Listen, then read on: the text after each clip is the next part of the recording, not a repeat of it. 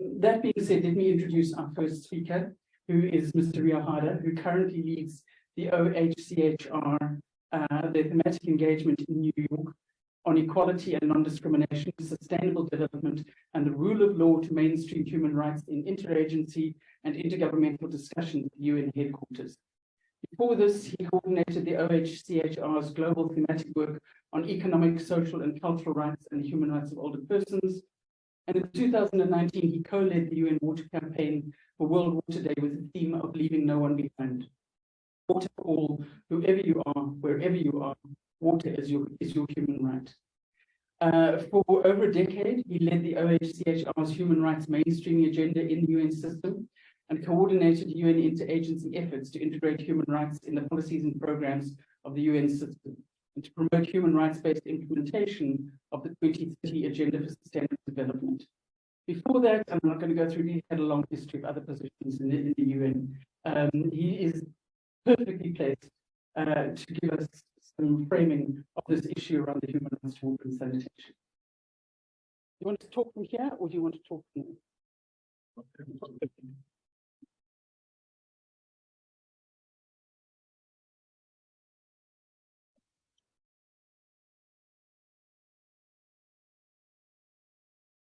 Thank you very much, and thank you for gathering here today at the UN Water Conference to share your stories, experience, and commitment.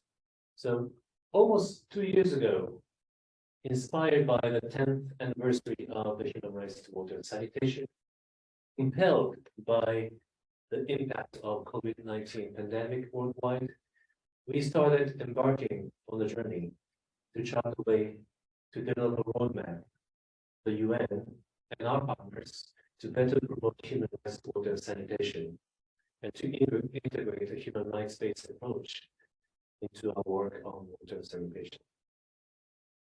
And we asked ourselves, where do we start?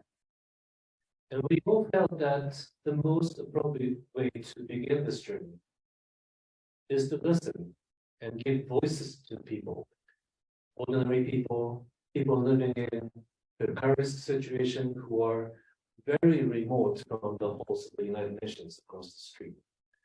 Because human rights belong to people, to each of us. 75 years ago, the UN adopted the Universal Declaration of Human Rights, proclaiming all human beings are born free and equal in dignity and rights. And it was 13 years ago at the General Assembly, the UN formally recognized water and sanitation as fundamental human rights. But despite progress, still billions of people worldwide are without access to safe drinking water or dignified sanitation. This is not merely a development failure, that large industrial, agriculture, and manufacturing companies divert, consume, and contaminate water with absolute impunity for its consequences of local communities. It's not just an oversight. That the denial of access or failure to provide clean water and sanitation is deeply rooted in discrimination, inequality, and marginalization of women, children, minorities, indigenous, refugees, migrants, and other groups. This is not just a mere coincidence. And that increasingly local human rights activists, particularly indigenous human rights defenders, environmental activists, are paying with their very lives for their resistance to large-scale development projects infested with commercial interests. This is not merely a tragedy. This is a human rights failure.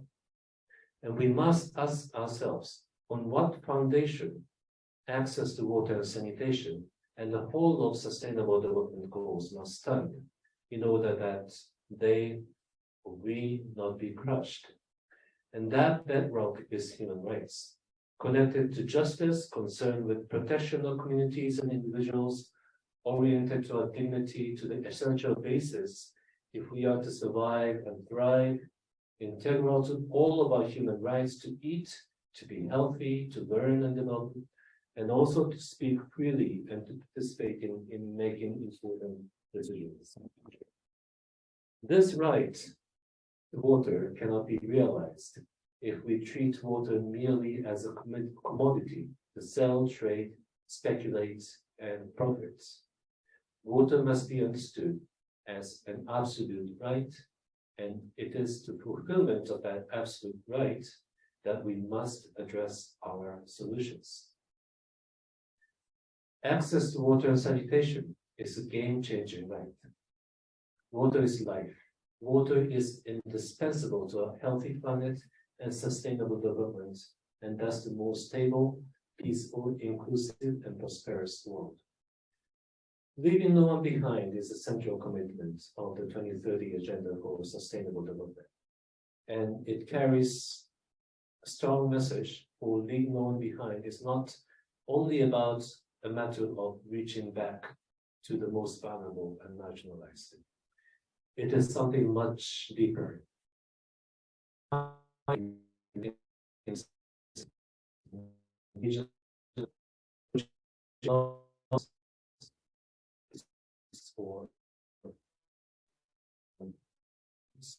So acted by this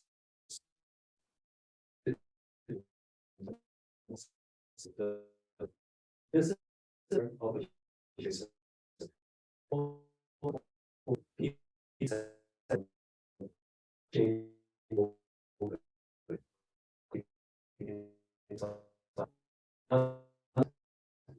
not to leave no one behind. What we need is to put rights holders front and center. So I look forward to hearing your testimonies and experience and responses from governments and partners. I would like to assure you of our commitment to amplify your voices at this conference and beyond to the SDG Summit and to the Summit in the future through partnership with all of us present here. Thank you very much.